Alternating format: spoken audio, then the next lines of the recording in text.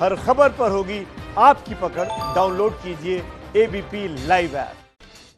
विकास दुबे मामले में शासन के निर्देश पर एसआईटी की अब जांच शुरू हो गई है। कानपुर में गैंगस्टर विकास के गांव में अब ये टीम पहुंची है। इस वक्त की ये बड़ी खबर है, ब्रेकिंग न्यूज आ रही है। कानपुर के भिकरू गांव से विकास दुबे, जिसका नामो निशान मिटा दिया गया, उस विकास दुबे के गांव भिकरू गांव, जहां पर 2 और 3 जुलाई की दरमियानी रात को पुलिस पर हमला किया गया था, जिसमें 8 पुलिस वाले शहीद हुए थे, उस भिकरू गांव में एसआईटी की टीम पहुंची है अपनी जांच को आगे बढ़ाने के लिए। यानी विकास दुबे का भले ही खात्मा हो गया हो, लेकिन ये पूरा का पूरा जघन्य हत्याकांड जो है उसकी जांच भी अब और तेजी से आगे बढ़ रही है। विकास दुबे के खत्म हो जाने के बाद पुलिस को, यूपी के एसटीएफ को ये उम्मीद है कि जो लोग उसके खौफ में उसके खिलाफ बोलते नहीं थे, जानकारी नहीं देते थे, अब उसके मारे जाने के बाद तमाम जानकारियां सामने आएंगी, तमाम चीजें खुलकर सामने आ सकती हैं कि विकास दुबे कैसे काम करता था। वहां पे मेरे सहयोगी संजय त्रिपाठी मौजूद हैं भिकरू गांव में, जहां पे एसआईटी की टीम पहुंची है। पहले संजय त्रिपाठी की रिपोर्ट देखते हैं। विकास दुबे के आपराधिक साम्राज्य की जांच के लिए शासन स्तर से बनाई गई एसआईटी के अफसर इस वक्त भिकरू गांव में पहुंचे हुए हैं, जहां वो तमाम लोगों से पूछताछ कर रहे हैं और विकास दुबे से जुड़ी हुई हर सूचना कलेक्ट कर रहे हैं। सबसे पूछा जा रहा है कि उनके साथ क्या विकास दुबे ने कभी कोई जोर जबरदस्ती या कोई घटना या उनकी जमीन कब्जाने जैसा कोई काम किया है। इसके अलावा जो भिकरू कांड हुआ था 2 जुलाई की रात में, उसके प्रमुख कारण क्या थे, क्या पुलिस वाले विकास दुबे के घर आते थे, उससे मिलते जुलते थे।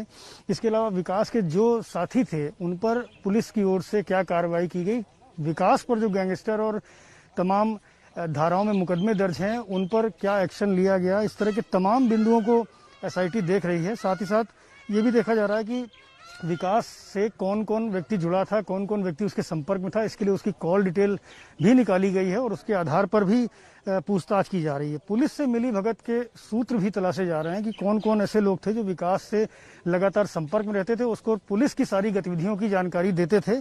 इस वक्त आप देख सकते हैं कि तमाम पुलिस के अधिकारी एसआईटी के साथ आए हुए हैं, जो पूरी जानकारी दे रहे हैं और जो स्थानीय लोग हैं उनसे भी बातचीत की जा रही है कि विकास का यहाँ किस तरह का रुतबा था, किस तरह का वो दबंग था और कौन कौन सी बड़ी वारदातों को वो अंजाम दे चुका है। साथ ही साथ उसकी संपत्तियां कहाँ कहाँ पर हैं, इसकी भी पड़ताल एसआईटी के स्तर से की जा रही है। कैमरामैन फैसल के साथ संजय त्रिपाठी, एबीपी न्यूज, कानपुर। संजय त्रिपाठी की आपने रिपोर्ट भिकरू गांव से देखी। अब खुद संजय त्रिपाठी लाइव मेरे साथ इस वक्त मौजूद है वहीं भिकरू गांव से, जहां पर ये टीम जांच कर रही है एसआईटी की। संजय, मैं ये जानना चाहूंगा आपसे इस बातचीत के दौरान, क्या ये वही एसआईटी की टीम है जो पहले बनी थी उसको पकड़ने के लिए, या ये नई टीम गठित की गई और इसका दायरा क्या है, किस बात की जांच कर रही है? देखिए सुमित, ये जो एसआईटी है ये विकास दुबे के अपराध का जो विकास हुआ है शुरू से लेकर के और अब तक भिकरू कांड तक और उसके एनकाउंटर तक, उस पूरे घटनाक्रम की जांच करेगी, सभी सिरों को जोड़ेगी। कौन कौन लोग उसके गैंग में थे, कैसी कैसी की वारदातों को अंजाम देता था, किसका संरक्षण मिला था, पुलिस की मिलीभगत किस तरह की थी। तो इस तरह का जितना विकास का आपराधिक साम्राज्य था, उसकी संपत्तियां कहाँ कहाँ है, उसके ट्रांजेक्शन्स कहाँ कहाँ हुए, ये सारी जांच करेगी। उसके बाद जाकर के इसकी रिपोर्ट शासन को दी जाएगी। आज सुबह से ही एसआईटी की टीम कानपुर आई हुई थी और सबसे पहले चौबेपुर थाने गई, जहां जिले के सारे वरिष्ठ पुलिस अधिकारी भी आए हुए थे।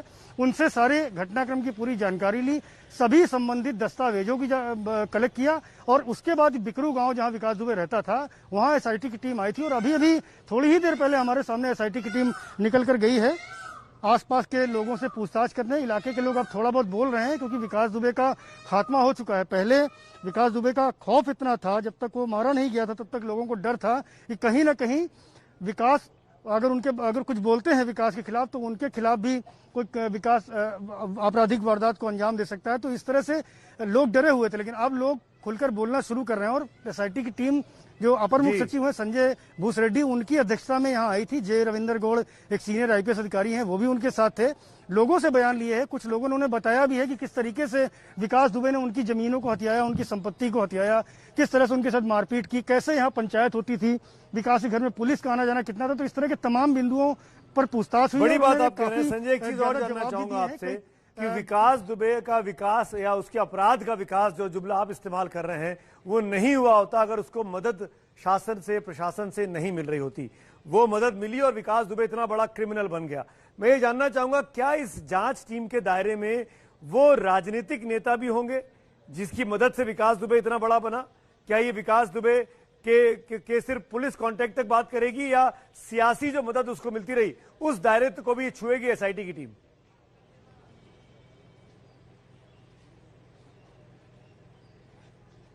देखिए सुमित, निश्चित रूप से उन लोगों तक भी इस कार्रवाई की आंच आएगी, इस जांच की आंच आएगी जिन लोगों ने विकास को किसी तरह का प्रश्रय दिया है, कभी उसकी मदद करी है, उसके साथ जुड़े रहे हैं। क्योंकि साफ तौर पर कई राजनीतिक दलों को, जो भी सत्ता में रहता था, विकास उसके साथ अपना गठजोड़ रखता था। तो ऐसे में साफ तौर पर कई नाम सामने आ भी चुके हैं, कई सारे वीडियो फोटो सबको दिख चुके हैं एबीपी न्यूज के माध्यम से। और निश्चित रूप से अगर जांच होगी तो इनके नाम सरपरस्तों के भी सामने आएंगे। कार्यवाही का दायरा क्या होगा, लिखा पढ़ी में किस तरह से लाएंगे, इसका खुलासा तो एसआईटी के लोग नहीं कर रहे हैं, लेकिन स्थानीय लोगों से पूछताछ में उनको जानकारी मिल रही कौन कौन नेता विकास का सरपरस्त। बड़ी बात कह रहे हैं संजय त्रिपाठी आप जी, जो लोग विकास दुबे की मदद करते आ रहे थे बीते 2 दशकों से, वो लोग अब परेशान हो सकते हैं क्योंकि जांच उनके गिरबान तक भी पहुंच सकती है। इस बीच बिकरू गांव में जो 2 और 3 जुलाई की रात को एनकाउंटर हुआ जिसमें 8 पुलिसकर्मी शहीद हुए, उसको लेकर एसआईटी का गठन किया गया है। इस मामले में क्या कुछ अपडेट है वो आपको हम लगातार बताते जा रहे हैं। एक और इंपॉर्टेंट चीज है, यूपी के एसआईटी के एडीजी लॉ एंड ऑर्डर हैं प्रशांत कुमार, उनसे खास बातचीत की मेरे सहयोगी रणवीर ने। सुनते हैं क्या कह रहे हैं प्रशांत कुमार साहब। 8 पुलिस कर्मियों की हत्या कर फरार हुए विकास दुबे का एनकाउंटर हो गया है। हालांकि इस पूरे मामले में अब तक अपडेट चल रहा है और क्या अपडेट है इस पे बात करने के लिए मेरे साथ उत्तर प्रदेश के ADG law and order Prashant Kumar साहब हैं। प्रशांत सर, विकास दुबे मामला तूल पकड़ा हुआ है, एनकाउंटर के बाद भी आरोप प्रत्यारोप चल रहे हैं, ऐसे में लोग जानना चाहते हैं कि इस पूरे मामले में फिलहाल क्या अपडेट है। 2 और 3 के बीच जुलाई की रात में ये घटना हुई थी जिसमें हमारे 8 पुलिसकर्मी शहीद हुए थे और सेमी ऑटोमेटिक वेपन से फायर हुआ था, राइफल से फायर हुआ था, 12 बोर के गन से फायर हुआ था, कुछ अवैध हथियार भी इस्तेमाल किए गए थे। उसके बाद से लगातार पुलिस इस पे कार्य कर रही है और अब तक इसमें जो 21 लोग नामजद हैं उसमें से 3 लोग गिरफ्तार कर लिए गए और 6 ऐसे दुर्दांत बदमाश थे जो विभिन्न तिथियों में जगह जगह पे उनका एनकाउंटर हुआ है और अभी 12 लोग वांछित हैं। इसके अलावे अन्य भी लोग हैं 50-60 लोग जो कि इसमें शामिल रहे हैं। इसके अतिरिक्त कुछ लोगों को 120B में भी भेजा गया है जो उकसाने के आरोप में, कुछ लोगों को संरक्षण देने के आरोप में भी जेल भेजा गया है।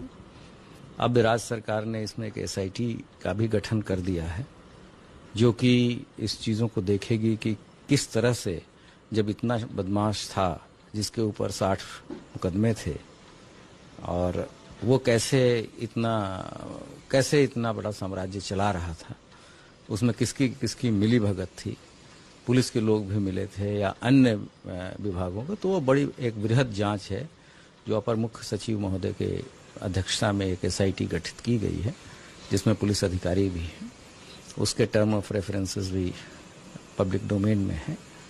तो सरकार की यही मंशा है कि इसमें पूरे जड़ तक जाएं और पुलिस विभाग की यही मंशा है कि इस जघन्य हत्याकांड को जिसने भी अंजाम दिया है उसके सभी अभियुक्तों को हम गिरफ्तार करें, उनके खिलाफ चार्जशीट कोर्ट में पेश करें और उनको कड़ी से कड़ी सजा जो कानूनी तौर पर है हम दिला सकें। सर, ये जो वांछित अपराधी हैं जो फरार हैं फिलहाल 12 लोग, इन लोगों को लेकर के उत्तर प्रदेश के अलावा और कहाँ इन लोग की पड़ताल, कहाँ कुछ गुंजाइश मिली है कि कहीं और बाहर भी हो सकते हैं? जो भी सूचनाएं मिल रही हैं हम लोग अपने सभी संबंधित राज्यों से शेयर कर रहे हैं और उनका अपेक्षित सहयोग भी मिल रहा है और जिसके तहत ही हम लोगों ने काफ़ी इसमें गिरफ्तारियां भी की हैं और जो मॉडर्न इन्वेस्टिगेशन के जो टूल्स एंड टेक्निक्स हैं उसका इस्तेमाल भी किया जा रहा है। सर, गुड्डन त्रिवेदी को कल महाराष्ट्र एटीएस ने गिरफ्तार किया थाने से, उसके बाद एक प्रेस रिलीज आती है तो उस प्रेस रिलीज में लिखा है कि ये वांछित नहीं है, जबकि जो पुलिस ने फोटोग्राफ्स के साथ नाम के साथ वांछित अपराधियों की सूची दी थी उसमें गुड्डन त्रिवेदी आरोपी था। तो ये कहाँ पे सर कुछ गड़बड़ी हुई? नहीं, वो अगर आप वो पोस्टर को पढ़ेंगे तो उसमें स्पष्ट लिखा है सहयोगी ऑब्लिक वांछित।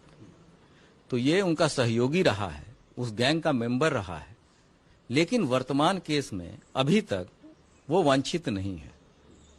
अगर विवेचना में बात आती है तो फिर हम इनको इस केस में भी इनका रिमांड लेंगे। तो सुना आपने प्रशांत कुमार को। 12 लोग अभी भी फरार हैं जो उस रात को विकास दुबे के साथ पुलिस पर फायरिंग कर रहे थे, तो इस मामले में अभियुक्त हैं। संजय त्रिपाठी मेरे साथ मौजूद हैं जो कि बिकरू गांव में हैं, जहां पे एसआईटी की टीम जो कि संजय भूत रेड्डी साहब उनकी अगुवाई में छानबीन कर रही है, जांच कर रही है, लोगों से पूछताछ कर रही है। ये चीज बहुत जरूरी हो जाती है संजय त्रिपाठी, दर्शकों तक समझाना और बताना कि क्या विकास दुबे सिर्फ अपने बिकरू गांव या कानपुर जिले तक सीमित था या उसकी महत्वाकांक्षा अब देश विदेश तक पैर पसार रही थी।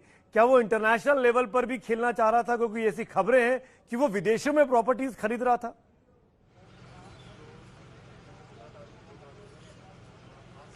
देखिए सुमित, जो अगर विकास दुबे की बात करें तो चौबेपुर थाना क्षेत्र के एक छोटे से गांव बिकरू का वो रहने वाला था और चौबेपुर में उसके खिलाफ 60 मुकदमे दर्ज हैं। इसके बगल से लगा हुआ कानपुर देहात का जो थाना वो शिवली थाना है, जहां उसके खिलाफ 28 मामले दर्ज हैं। और अगर बिल्हौर और आसपास के थोड़े और एक दो थानों को मिला लेंगे तो लगभग 100 मुकदमे जो हैं उसके यही उस पूरी टेरिटरी में है जहां जो विकास दुबे के आसपास का इलाका था। तो विकास की कोशिश ये रहती थी कि अपने गांव, अपने क्षेत्र में ही दबंगई करे, यहाँ जमीनों पे कब्जा करना, यहाँ की जमीनों को विवादित संपत्तियों में हाथ डालना। और ये भी था कि विकास अगर यहाँ कोई जमीन किसी को लेनी है इन इलाकों में तो बिना विकास की मर्जी के नहीं ले पाता था। जो प्राइम प्रॉपर्टीज हैं सब में विकास का दखल रहता था, तो ऐसा जो उसका एरिया था आसपास का वो वहीं पर ज्यादा अपराध करता था। अभी ऐसी कोई पुख्ता सूचना नहीं मिली है कि उसने विदेशों में, थाईलैंड में, जैसा कि चर्चा है कि थाईलैंड में या अन्य देशों में पैसा लगाया। फिलहाल इसके कोई प्रमाण नहीं मिल रहे हैं पुलिस को। एसटीएफ छानबीन जरूर कर रही है, लेकिन मैं आपको बताना चाहूंगा जी कि विकास शुरुआत में जब बिकरू में रहता था, अपराध की शुरुआत के पहले उसके पास मात्र 3 बीघे जमीन हुआ करती थी। आज 250 बीघे जमीन है। एक छोटा सा कच्चा मकान उसका गांव में होता था, आज उसके पास में एक लखनऊ के कृष्णानगर में एक बड़ी कोठी है। बिकरू गांव में एक हवेली नुमा मकान था उसका, जो पुलिस ने गिरा दिया अभी। इसके अलावा कानपुर के कल्याणपुर इलाका में उसने प्लॉटिंग करी है, कई पुलिस वालों को प्लॉट भी दिए हैं। चौबेपुर थाने के ठीक बगल में उसका एक बड़ा सा प्लॉट है, मेन रोड पर, जीटी रोड पर। तो ऐसी उसकी तमाम सारी संपत्तियां हैं जो आसपास के ही इलाकों में है। जय वाजपेयी जो उसका कनेक्शन निकल के आया था, उसने जरूर कानपुर शहर और दूसरे शहरों में उसको कुछ संपत्तियां दिलवाई हैं, लेकिन फिलहाल विदेशों तक अभी उसके संपत्तियों को लेने या निवेश करने का कोई पुख्ता प्रमाण एसटीएफ के हाथ नहीं लगा। संजय, आप महत्वपूर्ण जानकारी दे रहे हैं और ये तरीका दिखाता है कि किस तरीके से वो विवादित प्रॉपर्टीज पे कब्जा कर अपने साम्राज्य को फैला रहा था विकास दुबे, अपनी दबंगई से, अपने डर से, अपने खौफ से। अब विकास दुबे इस दुनिया में नहीं है, तो ये उम्मीद करनी चाहिए कि विकास दुबे की पोल पट्टी खोलने के लिए बहुत से लोग सामने आएंगे और विकास दुबे का एक काला साम्राज्य अब और नहीं चल पाएगा।